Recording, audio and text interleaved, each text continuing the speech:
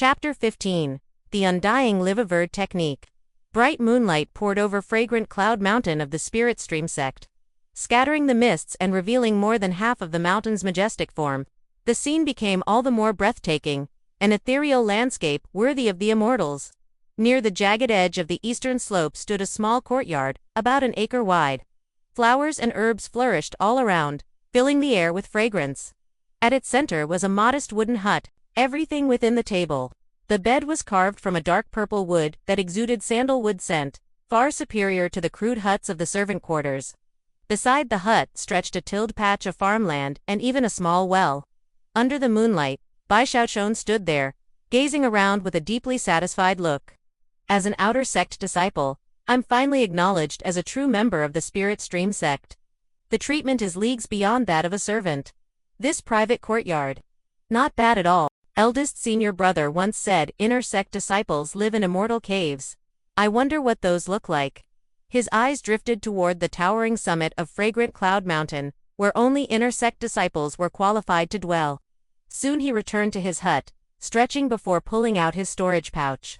With a light pat, a small jade bottle of pills and a green incense stick appeared before him.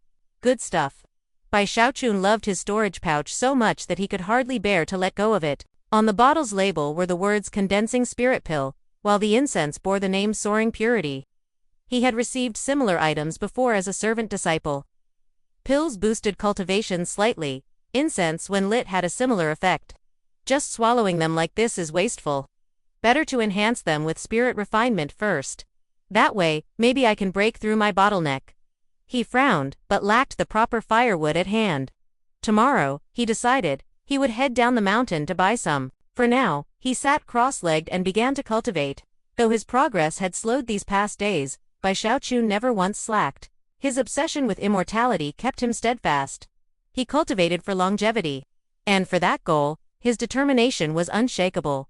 Dawn came, sunlight glittering off the dewdrops. Bai Xiaochun opened his eyes, spirit refreshed. After donning his outer sect robes, he set out toward the scripture pavilion, as instructed by Xianxia. The pavilion lay on another peak. After half an hour, he finally saw a tall tower glowing faintly, an aura of majesty spilling across the land.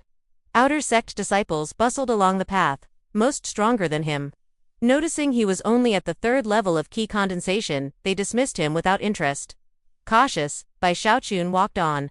Nearing the pavilion, a rainbow light suddenly shot past from afar, circling the mountain before streaking into the horizon.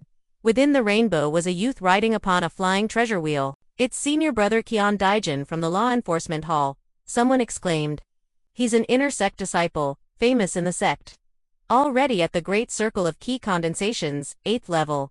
No wonder he can use a flying treasure. Bai Xiaochun's eyes shone with envy until the figure vanished. One day, when I can fly, I'll circle the mountain every morning when the most people are watching. With lofty dreams, he stepped into the scripture pavilion. The first floor was empty save for a long desk where an old man sat cross-legged with eyes closed. Every disciple who passed laid their identity token upon the desk, waited for it to flash, and then proceeded upstairs. Bai Xiaochun mimicked them, his token flashing, and then followed another disciple up to the second floor. There, shelves lined with jade slips and bamboo scrolls filled the space, each glowing faintly with protective light. He eyed the staircase leading higher but was immediately repelled by a barrier.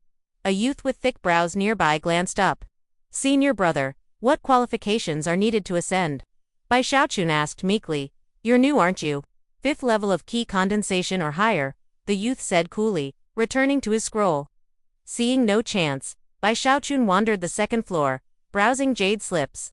Countless techniques tempted him, fire arts, body techniques, spellcraft. At last, he retrieved the continuation of the violet key cauldron control art, from 4th to 8th level. Still, he kept searching. Time passed swiftly. By dusk, he had seen only a fraction of the floor's contents. Just as he picked up an old, half-damaged bamboo scroll, his eyes widened. His breathing quickened. The Undying Live-Ever technique. It was a body refinement method. Practiced to completion, it promised immortality itself. Bai Xiaochun's heart pounded. He felt as if fate itself had led him here. Without hesitation, he clutched the scroll and hurried downstairs. At the desk, the old man opened his eyes at last, his gaze sharp as lightning. Bai Xiaochun trembled under that terrifying look, quickly bowing. The violet key cauldron art is yours as an outer sect disciple. You may also choose one additional technique, the old man rasped. But when his gaze fell on the undying liver technique, he frowned. This technique sounds grand, but it is only a fragment. Training it is agonizingly difficult. Few in the sect have ever succeeded. Most abandon it halfway. That is why it has been left here, forgotten. You truly wish to choose it. Bai Xiaochun's blood boiled. The words undying and eternal burned into his mind. Yes, senior, I do.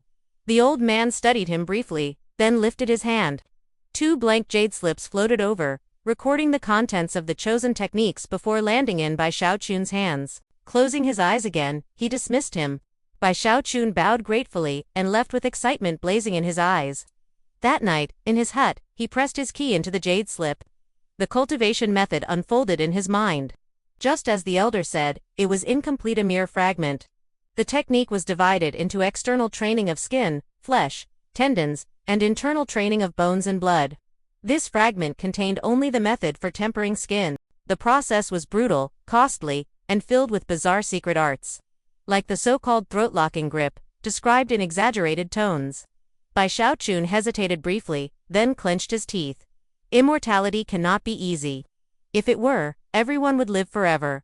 No matter what, I will succeed. Standing, he followed the method, slapping his body repeatedly, enduring waves of pain through the night. By dawn, his body felt like it had been pierced with needles. He could barely move, groaning with every step. Yet he persisted. Relax, xianxia, relax, he muttered, staggering and hopping about the courtyard like a madman, tears and snot streaming. The other disciples stared in shock as he stumbled down the mountain, groaning, to buy herbs and firewood. He even traded for a longevity-extending pill, though nearly penniless afterward. Dragging himself back, he collapsed into his courtyard, unconscious from pain. Even in his dreams, he woke again and again.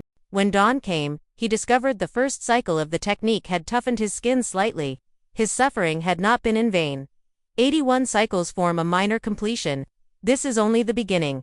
But I must endure. One day, I will be immortal. Grip blazing in his eyes, Bai Xiaochun pulled out the longevity pill. After refining it in his turtle pot, its power doubled.